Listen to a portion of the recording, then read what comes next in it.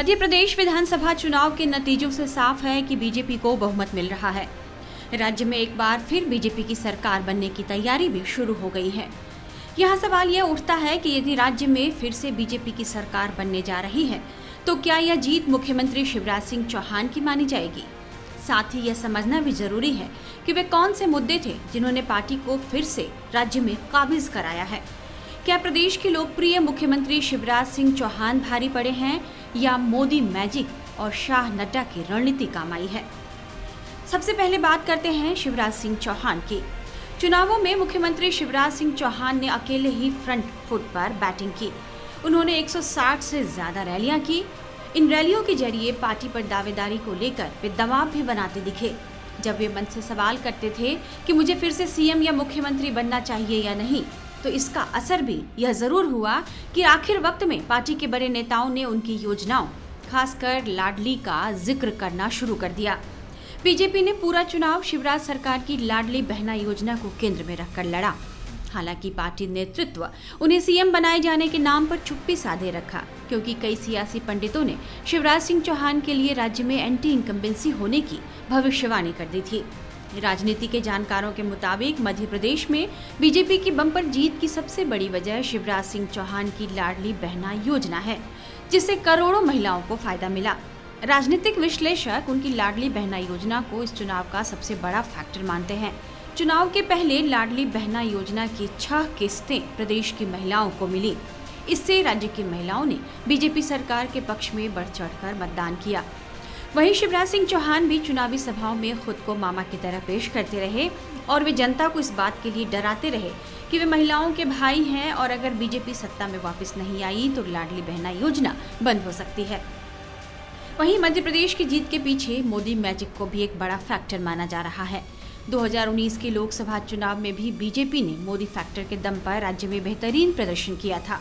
इस बार भी पीएम मोदी ने यहाँ कई बड़ी रैलियां की और कई रोड शो किए। वहीं केंद्रीय नेतृत्व के हिंदुत्व के स्पष्ट एजेंडे और अगले साल राम मंदिर के लोकार्पण किए जाने के चलते विपक्ष के जातीय जनगणना का कार्ड भी यहां फेल होता नजर आया है। दूसरी ओर मोदी के प्रभाव से प्रदेश सरकार के मंत्रियों और नेताओं के कथित भ्रष्टाचार और एंटी इनकम्बेंसी को भी ढकने में मदद मिली। वहीं बीजेपी अध्यक्ष जेपी नड्डा और गृहमंत्री अमित शाह ने यह रणनीति बनाई कि उन्होंने हारी हुई सीटों पर चुनाव के बहुत पहले उम्मीदवार घोषित कर दिए, जिससे पार्टी को तैयारी का पूरा मौका मिला। पार्टी ने एक बड़ी रणनीति के तहत 7 सांसदों, जिनमें 3 केंद्रीय मंत्री भी शामिल हैं, और राष्ट्रीय महासचिव कैलाश विजयवर्गीय को विधानसभा चुनाव लड़ने के लिए उतार दिया। इससे उस क्षेत्र के कार्यकर्ताओं में जोश आया, साथ ही असंतोष के लिए भी कोई जगह नहीं बची। यह कदम क्षेत्र में उनके प्रभाव का लिटमस टेस्ट भी माना गया और इसलिए नेताओं ने भी जमकर मेहनत की। भारतीय जनता पार्टी को फिर से प्रचंड बहुमत मिलने जा रहा है। मध्य प्रदेश के मन में मोदी जी हैं और मोदी जी के मन में मध्य प्रदेश है। जनता उन पर अगाध प्रेम और श्रद्धा रखती है। ये उनके नेतृत्व की विजय है। अमित भाई ने जो रणनीति बनाई, ये उसका परिणाम है। नड्डा जी का हमें मार्गदर्शन मिला। मैं केंद्र को प्रणाम करता हूं। फिर हमने पूरे चुनाव को पूरी ताकत से सामूहिक नेतृत्व में लड़ा। हमारे प्रदेश अध्यक्ष वीडी शर्मा जी और संगठन के बाकी सारे कार्यकर्ता भी काम में लगे।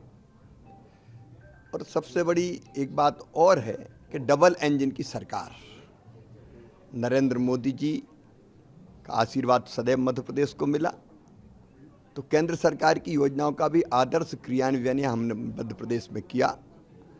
और मध्य प्रदेश सरकार ने इतने वर्षों में, चाहे सड़क हो, बिजली हो, पानी हो, शिक्षा हो, स्वास्थ्य हो, सिंचाई हो, कोई भी क्षेत्र ऐसा नहीं छोड़ा जिसमें बेहतर काम ना किया हो।